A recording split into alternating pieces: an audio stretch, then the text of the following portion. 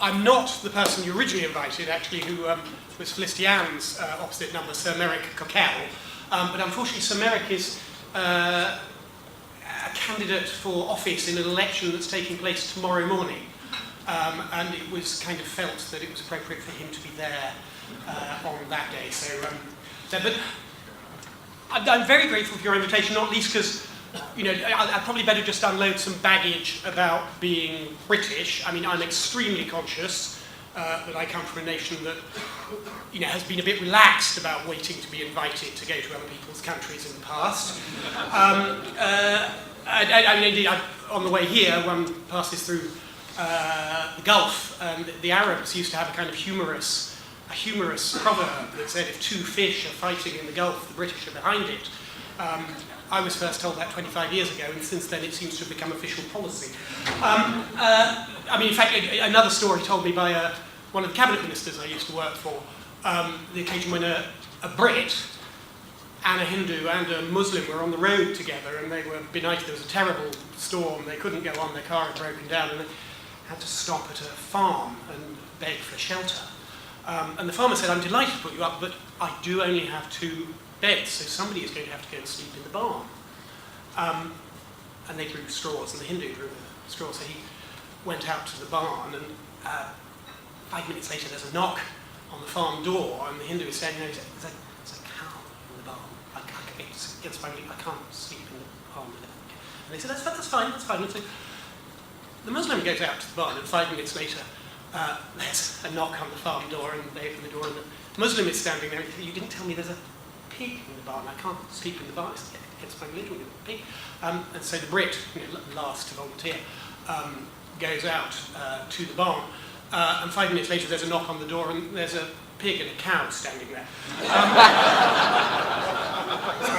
And I suppose, you know, those stereotypes, you're probably expecting me to say something about recent royal visits and things, and I have to say I completely missed the Edinburgh Bridge farewell tour of London. But look, I'm delighted to be here to sort of share some of our experience. It's been really illuminating to have the benefit of the couple of sessions before the tea break, and the number of points of comparison have really struck me. I mean, I don't know whether you know, but you know, in the Middle Ages they had this concept of the Antipodes, and the idea was that around the middle of the Earth it was so hot, you know, you couldn't go from the northern hemisphere to the southern hemisphere, but that if you did, what you would find in each hemisphere would be completely identical. So I did a bit of research on this. And I live in rural Cambridgeshire. I don't know if you know rural Cambridgeshire. It has a lot of what we call fen, and I think you call swamp. And just about 5 miles from where I live, there's a place called Whittlesea. And I understand not that far from Melbourne there is a place called Whittlesea. Are you from Whittlesea? Is there anybody here from Whittlesea? I'm safe then. The internet may not have given me the right pictures. But this is a picture of Whittlesea Railway Station in Cambridgeshire. This is a picture of Whittlesea Railway Station in the state of Victoria, I think. This is a picture of the War Memorial in Whittlesea in the state of Victoria. This is a picture of the War Memorial in Whittlesea in Cambridge. You know, very, very similar experiences we have in both hemispheres, although I don't think the state of Victoria has an annual straw bear Morris dancing festival. But there. But look, really, there are important parallels in the challenges we face and what's going on today in our two countries. I was told, actually, John said you wouldn't really be talking about deficit reduction in the budget today, but it seems that you probably are. We started on our deficit reduction journey 4 years ago now. We're both facing social change, similar kinds of social change. I'm really struck the number of posters I see here about, for example, the issue of diabetes and obesity. You know, clearly something that matters as much here as it does to us. Youth unemployment and demands for a rethink of how government works. My copy of The Australian, the day before yesterday, told me that you are addicted to public spending, apparently. Let me tell you about it. In 2010, public spending in the United Kingdom had almost reached half of gross domestic product. It got up as high as 47% of GDP, and we were borrowing nearly a quarter of that. We were borrowing 11% of GDP. It's going to have taken 8 years, 9 years, to 2018-19 to balance the budget again. And in order to do that, we'll have to cut public expenditure by 9% of gross domestic product. But, and this points forward to some of the other things I want to talk about, when we've done that, local government budgets will have gone down, or local government grants from the centre will have gone down by 42% and more. 42% is where we'll be next year. There'll probably be more after that in the second half of the decade. But social security spending, payments to people who are out of jobs, on welfare, will have gone up within the total. And, you know, we've got amazing demands on public services. So, yeah, I talked about youth unemployment. We're spending £4.8 billion a year on benefits to young people who are out of work. That is more than we are able to afford to spend educating people between the ages of 16 and 18 to prepare them for work. Now that's kind of a bit odd. We face growing demands from the needs of an ageing population, and that's going to carry on well beyond this period of deficit reduction. So we're just looking at the costs that imposes. 1/10 of all of the avoidable admissions to hospital come from people over the age of 65, and that's going up. And those old people don't want to be in hospital. It's not the best place for them. It's hugely the most expensive place for them to be. But you know what? We have a system that financially incentivizes the hospitals to want to keep them there because they get paid day rates by the taxpayer.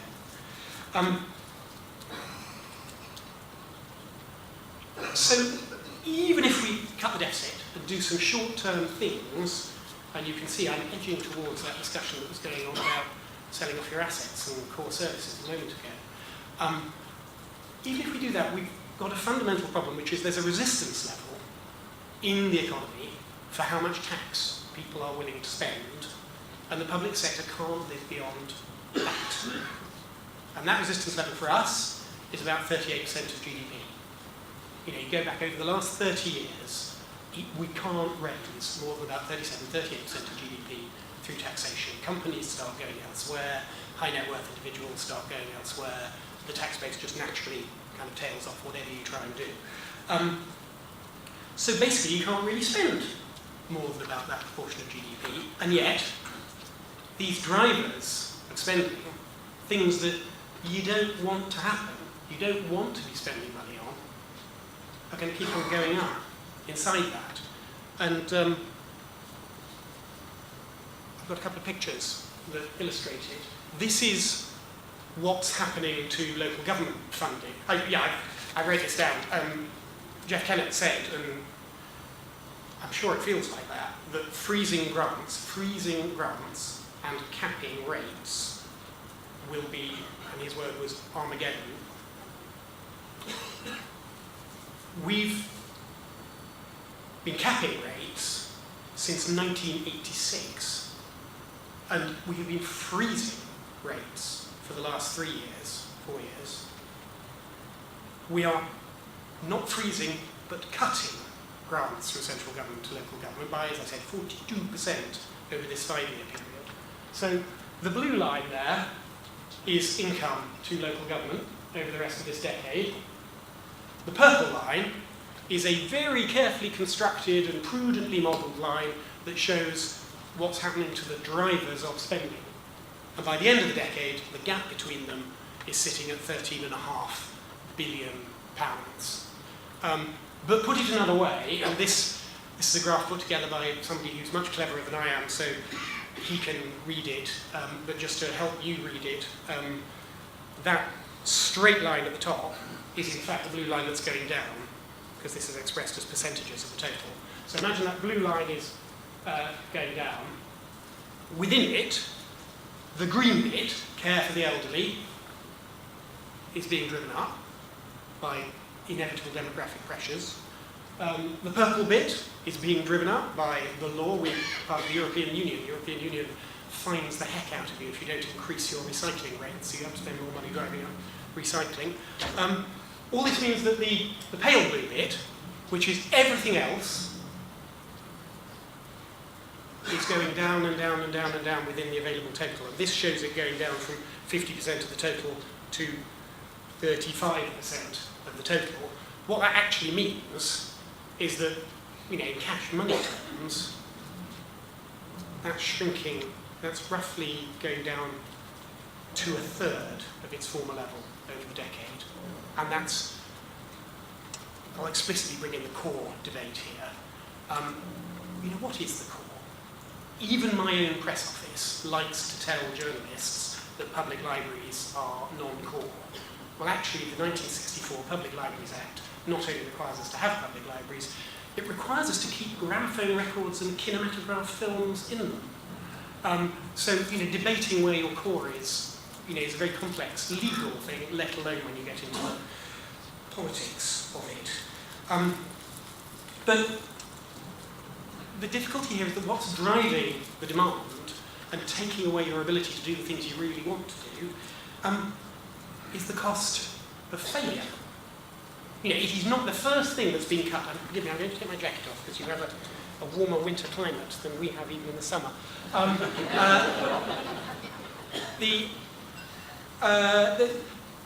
The first thing that's actually suffered real cash cuts in councils has been planning departments.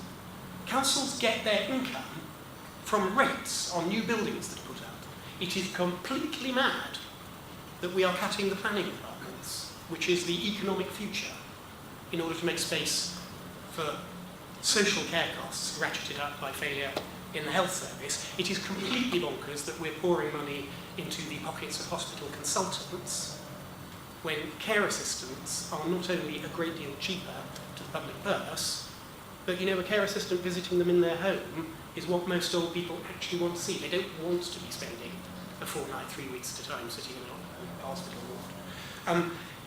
It is not right that we have a system that financially incentivizes schools to charge the community for all that physical activity that's supposed to be tackling obesity and diabetes on their premises. It is not right. This one is priceless. It is not right that because they're kind of coming at it from different angles and all trying to save money, in the town of Thanet in Kent by the seaside, which is, as you know, declining seaside resorts have very cheap rented property, social care services are putting vulnerable 16-year-old children into this house, and prisons are putting released sex offenders into that house. There's a magnificent map of Thanet which shows where the vulnerable children, the sex offenders, and the drug dealers are all living together on the same street in a particular cheap part of that town, because the different bits of the public sector do not work together.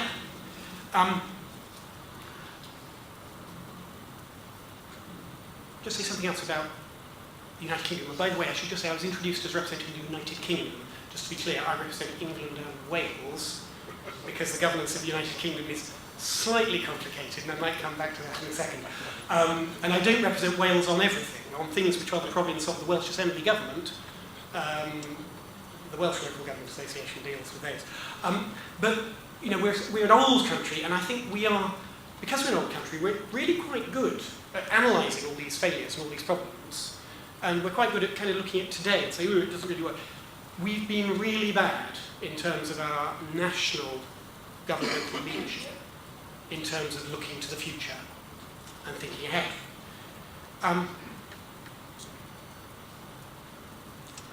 Just to give you another example of how this works, and to move into the bit where I start to tell you why this has got something to do with local government. This is a slide produced by Salford Council in Greater Manchester. And what Salford did was to take a family, a real family, and they got all the people who work with that family, and they got them together, and they mapped what they had done for and with that family over whatever the period is here. I can't quite read it off, but it's about 18 months.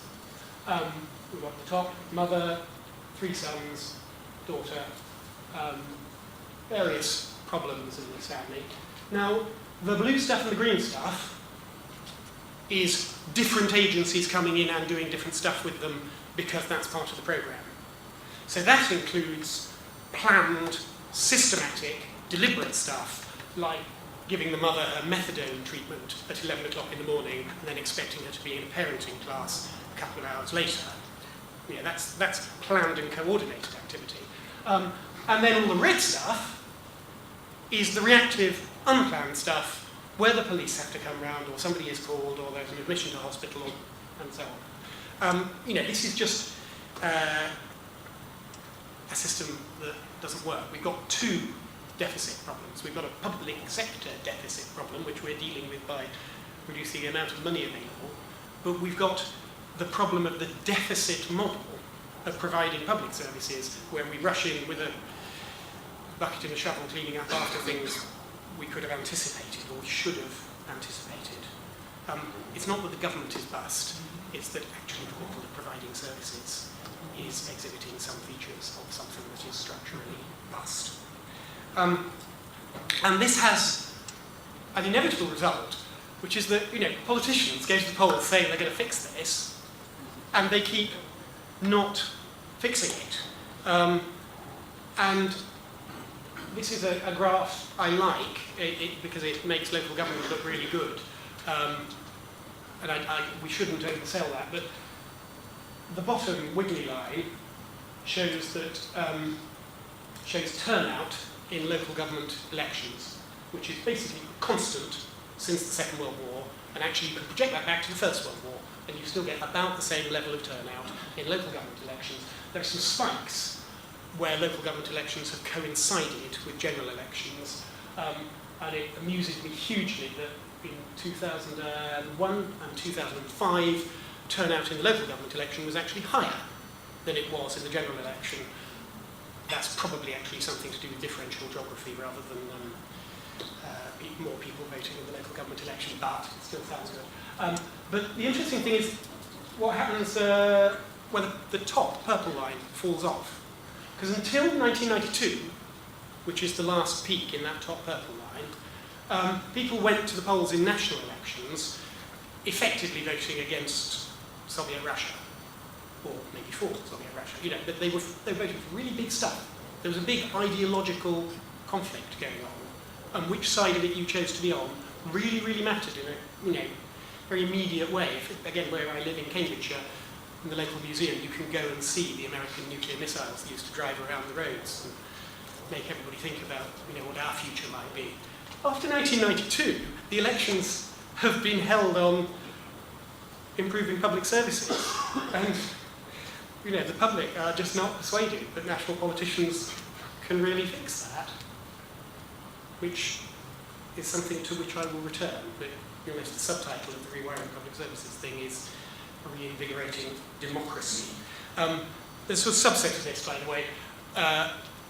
So the date of September the 14th was mentioned earlier. September the 14th is the anniversary of the Battle of Bannockburn, which those of you who did the appropriate kind of history will know was a bit of an event between the English and Scots, in which Mel Gibson featured, I think, somehow. But on September 14th, there will be a referendum as to whether or not Scotland leaves the United Kingdom altogether. And what that election is turning out to turn on is the fact that what the Scots are really interested in is kind of what stuff feels like in Scotland, and their very, very strong sense that Westminster politicians, are not able to fix it for them. That's not to express a view on whether they should be having a referendum, on what the outcome of the referendum is likely to be, but it's very, very interesting to think about how we got to this point. Here's another bit of the disillusionment as well.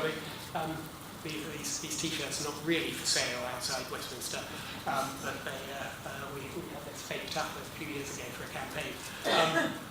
People are very, very conscious that they don't have local democratic control over an enormous amount of their money. And on one way of analysing it, it's not my favourite way of analysing it, but you can argue that only about 5% of the money that councils get is actually really determined by decisions taken in the council chamber. So, where does that take us?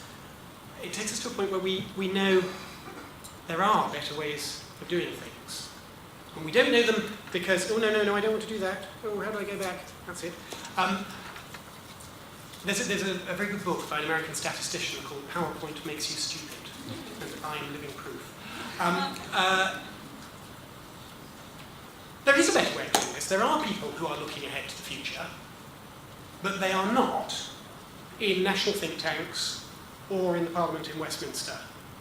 They're actually in local councils. So, for example, last year, I say we, the Local Government Association, working with 4, what was the word you used earlier, John? Lighthouse. Well, let's call them lighthouse councils in MAV jargon. 4 councils that in their places kind of dragged into the room, and we persuaded central government to push into the room its own agents on the ground. And just, for those of you not familiar with our system, that means quite a lot of things. That's the employment office, that's the hospital, that's the GPs, that's the environment agency, all kinds of things. Pushed them together in a room, and they worked out ways of doing services better and cheaper collectively by trading resources among themselves. I'll come back to that idea of trading. It's called community budgets, which is a stupid label, but it was effectively collective action by the public sector. And what we demonstrated by running these live experiments was that you can save typically somewhere between about 12 and 20% on the collective budget. And the collective budgets for big themes like youth unemployment or care for the elderly. You could typically save between 12 and 20% on the cash budget and get improved outcomes by better collective working across the public sector agencies. And it flashed out some interesting issues. For example, there's a problem with what economists call split incentives, but some of the local government people who are not as clever as economists, but much better at expressing themselves, called I plant the tree, but the fruit falls in your garden. Either council invest in social care, the saving on the hospital budget accrues to the hospital over there. How do we deal with that? And they came up in this work with brilliant, innovative concept, the kind of concept that only really limited, daft NCO class people on the ground would think of, which was that they wrote agreements among themselves. They called them investment agreements. And they agreed, if you put X much, the framework for saying if you put X much money up into doing this thing, this is how we will share the savings, the result. Give you an example of something that came up in that. A group of London boroughs involved in that project decided to give their social care budget en bloc to GPs, because GPs are now also responsible for controlling the money that goes to hospitals. And that gave the GPs a really, really powerful incentive to choose care in the home rather than hospital care. Give you another example, a piece of work I'm a bit cross about because we started it, again, the Local Government Association working with the council started it, and the government thought it was such a good idea, it took it and made it a national programme, and they've appointed a national level official who's called a czar for it, but work with troubled families like the ones in the slide from Salford. There were some riots about 3 summers ago when the temperature reached about 21, 22 degrees, something really hot like that, and there was trouble on the streets. And we had been doing this piece of work in which we said, look, you've got these families, why not have a single caseworker? One point of contact for that family who will plan the diary of all their interactions with the public sector and think about whether it's sensible to do methadone treatment 90 minutes before doing your parenting class, etc. And we'll also work with the family to get the family to own their own issues, so that the family care about getting back to work and putting pressure on each other. Very good model. The government has taken it and industrialised it as the result of the chairman of the LGA writing to the Prime Minister in the wake of those riots and saying, look, you're talking about these difficult families causing trouble, we've got a solution for you. The government took that and ran with it. In a similar example, the government's reforming the welfare system. And what it wants to do, and this goes with the narrative John was talking about digitising stuff, it wants to put benefits for people out of work online so that they will all be kind of claiming through their smartphones. It can take out huge swathes of bureaucratic inefficiency. But as part of that, they're scrunching together benefits that before didn't go together, in particular support from the state for housing with support for living costs.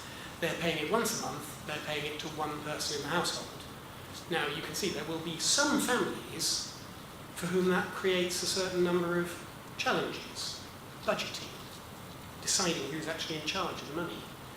What do they do if it runs out? And for some people, and surveys we've done say about 40%, simply claiming the thing online rather than doing it the old way is going to be at least a transitional problem.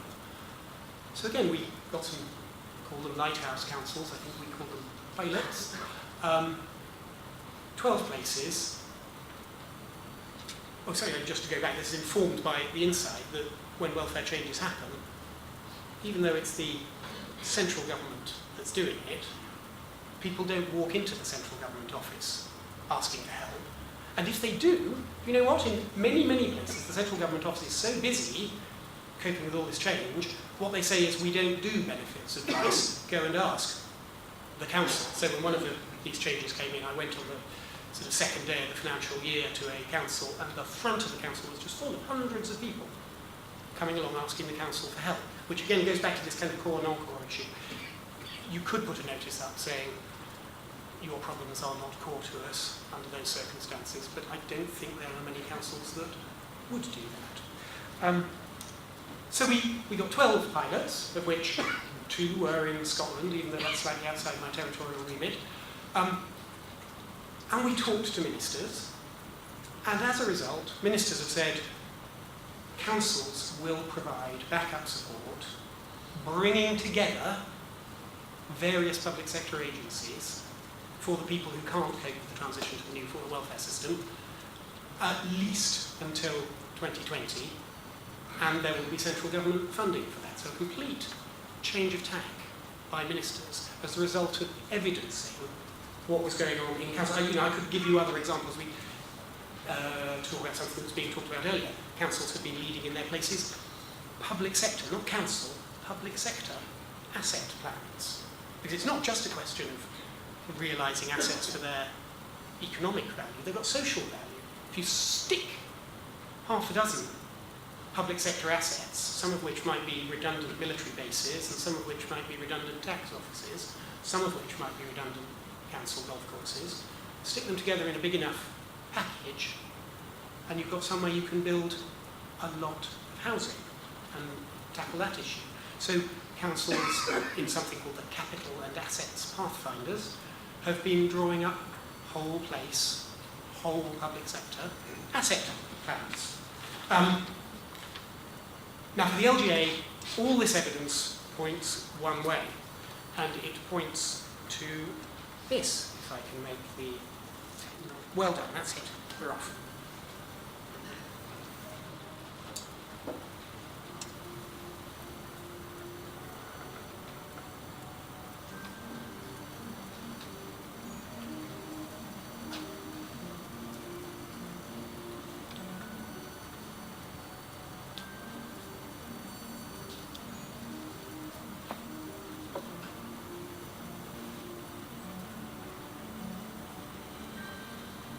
More than 150.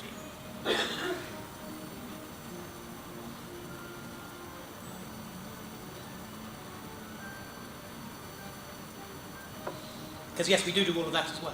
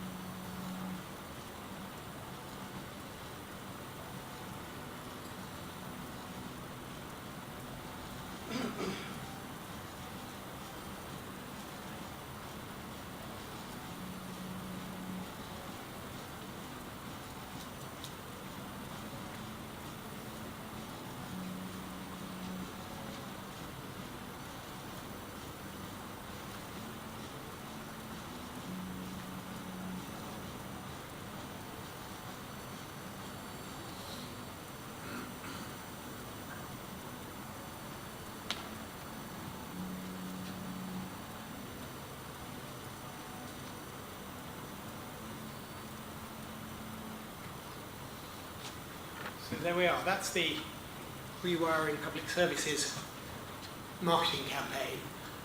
It went with a list of, we launched that at our annual conference last year. It went with a list of 10 big ideas. As you will know, lists of 10 big ideas. 10 is an arbitrary number. Anybody heard of Michael Heseltine, who was a big minister in the Thatcher government? Michael Heseltine once said to somebody who came to him with a problem, don't worry, I've got a 10-point plan. And they said, and your 10 points are? And he said, I don't know, but there will be 10 of them. So we've got a list of 10 things. One might summarise the list of 10 things by saying, it's about integrating public services locally under local leadership. And I've given you some examples of how that's already beginning to happen. It's about tax devolution, and we've got some, it's very interesting listening to the discussion earlier on, we've got some very specific issues about tax, where, as I say, effectively the big reforms that happened in the 1980s put a permanent consumer price inflation cap on the rates businesses pay, and there have been all kinds of mechanisms since then for capping the domestic property tax. One really interesting thing, particularly if you're talking to people of in your language, liberal, in our language, conservative cast of mind, within those constraints of capping, there have been really significant advances in the quality of local conversations about where people want tax to be downwards. Within a cap, you can still have tax competition. Something really interesting happened in London a while ago, where a London borough went into an election saying, we're going to cut your tax. In the next election, every single London borough made the same kind of pledge. So actually, more taxable autonomy for local places it's not scary, even for some of the policy narratives that are seen as slightly hostile to local government at the moment. But what it does allow is a proper conversation locally about what services you're going to get and what you're going to pay for them, which makes that kind of democratic stuff livelier. One of the other things we worked on is the idea of reintroducing a municipal bond market, which is something we had 100 years ago and don't have anymore. I'm just about to appoint the shadow chief executive of the company that will become a municipal bond agency. So that's kind of rolling along. We also played on the constitutional entrenchment drum, and after a great deal of engagement with national level politicians, I think I agree with Jeff Kennett that national level politicians are not desperately interested in constitutional entrenchment in the UK either.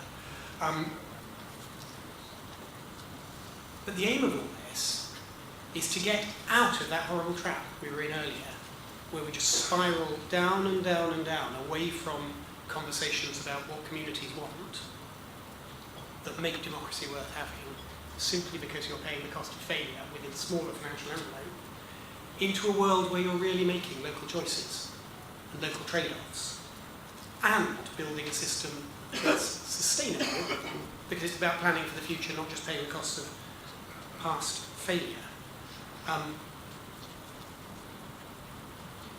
We're kind of getting there.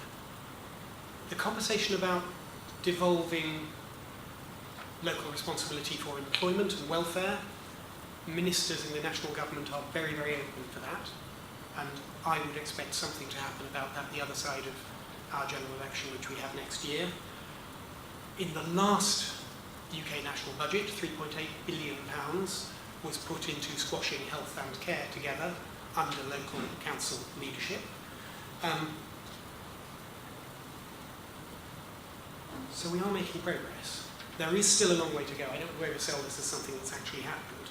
But the thing we have got on our side is, where's the next one of these, which also won't. No, I don't want that again. I don't want that. Where's it gone? Oh well. There's another. Can we just stop that? There's another chart I was going to show you as my last chart, which showed satisfaction as between central and local government. And we're now at a point where nearly 4 in 5 people trust their council to make a decision about their area, and only about 1 in 10 people, there we are, 13%, just more than 1 in 10 people trust central government or a Westminster politician to take decisions for their local area. And that's a trend that has been reinforcing itself over the last few years, despite fiscal austerity. Fiscal austerity has made this better. Do you know, actually, as the budgets have gone down, satisfaction with services has gone up over the last few years. The sort of challenges we're all facing can be mastered. And it's the national politicians who've seen their satisfaction levels go down in the UK. Possibly, again, just to pick up on something that was said earlier, possibly because councils have got quite smart about comms, including the celebrated council in London, which just put up a whole bunch of posters saying all the stuff that you're not going to like in the council's budget next week is because of the settlement we've been handed by the Treasury, so don't blame us, blame them, which the Treasury was very cross about, but it was very, very effective local communication. I think we're all here because we believe in local government. I mean, I've worked in central government, I've been a journalist, I've worked in local government. The story about local government and its ability to lead locally, its mandate to lead locally, and its connection with its people, is a story I don't just trot out because it's my job to do so. You know, I've seen this stuff. I shouldn't say this in front of the camera. I stood for public office myself. I really believe this story. It really works. And in the UK, some of the national politicians are beginning to realise that it works for them too. Thank you very much for listening.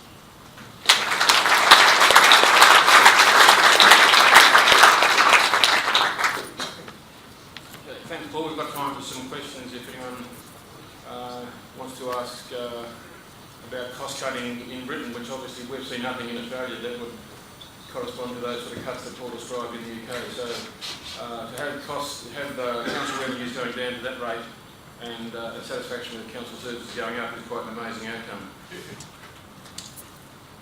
Any questions or comments?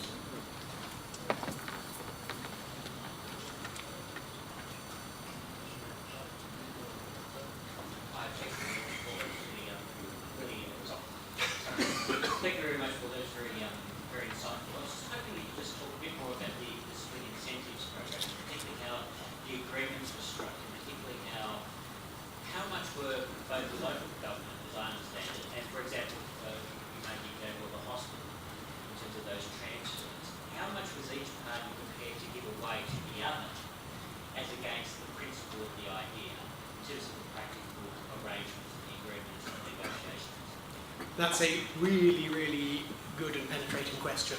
And as, you know, let me say straight away, because I know this is where you're taking it, a one-year program that gets people signing agreements is very, very different from a 5-year program of implementing and actually holding people to agreements. The thing that made it happen is that even though actually hospital budgets in the UK, for example, hospital budgets in the UK are still increasing in cash, the health service is so managed that even a small single-figure budget increase to them is incredibly scary. And so some of the meetings I was in, you were seeing the chief executives of hospitals advocating for, you know, the shared investment model as powerfully as anybody from local government, in particular because there's a political trade involved. Because ultimately, the only way you get cash out of the health system is by closing the stuff. And the only way you close stuff is by not having the leader of the council. And this, by the way, this comes back to the point about mandate. You don't have to be in charge of something to have a role in leading the community on it. The only way you can close a hospital is by really not having the leader of all the local councils involved coming out and saying they're against the hospital closure. So there's a, you know, money versus political authority to do difficult things, trade going on. The other thing that helped was that we did do a lot of work at the national level with Whitehall. So each of the places that was doing this, although it was for the local people to strike the bargains, really quite senior Whitehall people were attached and were there to kind of exert a bit of pressure. So again, one of the really, really fantastic sort of property securitization, privatization deal that the Labour Department did means that the job centres find it really, really difficult to co-locate with council offices. So there, getting the senior Whitehall officials to say to the local job centre manager, no, you will co-locate with the council, even if you don't feel like it. That was kind of powerful in driving it along as well. But there is, we will have to see whether these things do stick. We're only in year 2, and some of the health and care stuff is really coming under fire. In particular, there is at the moment what I just kind of feel in my bones to be a sort of orchestrated series of interventions by people from the provider end of the health service, saying, what the councils are taking all this health service money and spending it on roads. Which, there's quite a lot of people, the ordinary public would be quite happy with that, but it makes things a little more difficult to make progress. The response to the campaign from the councils has been absolutely fantastic. So it is unusual in our context for the LGA to come up with a campaign and have dozens of councils taking motions to their council saying, we the council want to be part of the LGA's campaign. Very often they'll write us a letter saying we agree with your campaign, but to actually have a debate in council on an LGA campaign is unusual. For this, loads of councils did that. Loads of that little video you can see on all kinds of council websites. It's been very, very well supported by councils. It was very well covered by the media. It's sort of the authoritative story for the sector at the moment. The issue is, systemically, the next big decision-making point in British politics comes in a kind of big budgetary spending review that will happen after the 2015 election. And we have quite a few things that are going to happen between now and then, so our challenge is to keep up momentum into that big decision-making bit after the general election when we could see some real change. So in fact, at this year's LGA annual conference, we're aiming to take this to the level where we say, what, this is the Act of Parliament, you might need to change, these are the specifics of how you might implement it to try and keep that going. Yeah, and there has been, I think there's been generally a kind of, against this background, a real stepping up of the quality of council engagement with their communities, although we had laid some groundwork before the change of government in 2010. We were already monitoring ourselves on satisfaction, and we're learning some tools to manage that. So there's the celebrated example of the council that delivered a leaflet to every home the week before they knew that the satisfaction survey was about to hit the streets, which, there are various twiddles like that. But more generally, councils have been very, very good at using their local press, engaging with their local press, engaging with citizens, and using the digital channel. So there's just a lot of tweeting and twittering and all of that kind of social media stuff. But then yes, there has been quite a lot of this participatory budgeting thing, which manifests itself in different ways. So there's a sort of industry standard thing which the LGA promotes, which is just a very simple online tool which allows the council to say, look, here are some budget options. You, the citizen, go and play with this. Decide whether you want to cut the library budget by 50% and increase spending on roads by 25%. And at the end of this will say what it means for your taxes, and so something else, service outcomes you might get too. So there's that. There has been, although there is less of it now because it is very costly to do, a lot of the kind of, and I think it's inspired by stuff that went on in Brazil sort of 10, 15 years ago, real hands-on roadshows, village hall meetings with the community to discuss how you would use the budget. That's not quite the flavour of the month because just the logistics of it are really quite costly to do, but lots of places still do it, and it's been very effective. One other thing about community engagement which is worth mentioning though is that some services have been reduced in cost by asking volunteers to do them. So in public libraries, we now have twice as many public libraries volunteer staff as we have professional salaried staff. The upshot of that being that libraries' budgets have been cut. On average, the hours that libraries are open have stayed the same. So, and that of course enlists that army of volunteers as well as people who understand what sort of trade-offs are being made.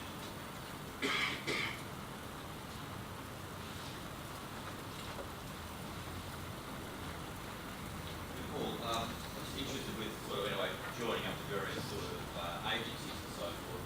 How do you go where catchments will match, where the local government is this sort of area, hospital has almost 80% of the area, but 20% is in a place in the school. How do you manage that side?